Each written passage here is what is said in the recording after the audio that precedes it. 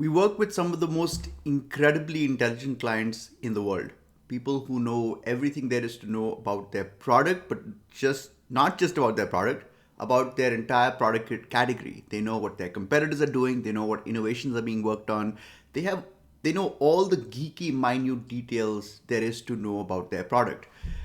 But this is the problem. They are so close to the product. They are so aware of all the details that sometimes they look at it in very literal terms, in simple black and white terms. So I'm going to show you an illustration to show you what I mean. So this is an example of how the client actually looks at their product. They look at it, the physical attributes, they look at all the sharp edges.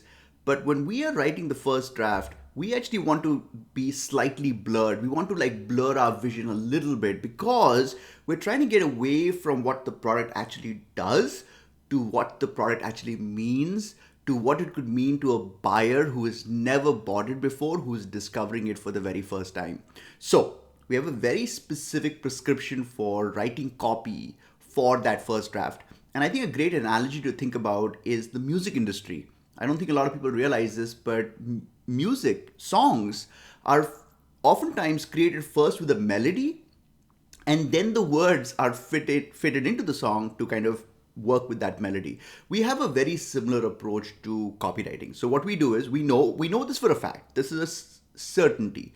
We know that there is a very specific checklist, subconscious checklist that buyers go through before they decide if they want to buy a product or not. So what we do, and we already know what these items are, there are 9 of them in our checklist.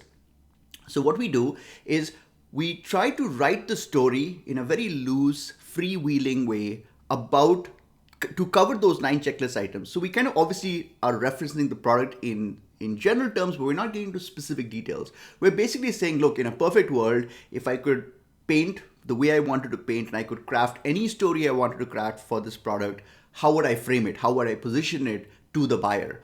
Now, we are not at this point concerned about what is factually true, what is possible, what are the attributes that we can actually talk about, what is just like, blue sky thinking. It doesn't matter. We don't want to restrict the creative process.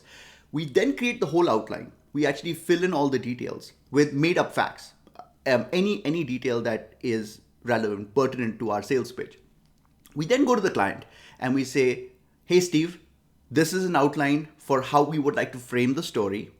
And we recognize that it's going to have to be completely rewritten. We will probably have to rework it 7 times, and all the details will be changed. A lot of the details we've included are completely made up, they are totally exaggerated, but we'd like you to kind of start making some corrections to fill in details to match with reality. So what we've done is, the reason why this is so effective is that when you give a client a blank canvas and say, can you please describe what your product does, they tend to default to talking about it in very specific terms. This is the reason why product pages have features and benefits, and that's where the story ends. But there is so much more to the story. There is so much more romance. There is so much more fantastical journeys that relate to your product that get missed out on the product page, and we want to extract those. So by giving an outline, even though we recognize this outline is not true and the client is going to have to rework it, it gives the client a vision for what we're trying to achieve, and then they can use the truth. They always have to use the truth to fill in the details, and that is how we create our first draft.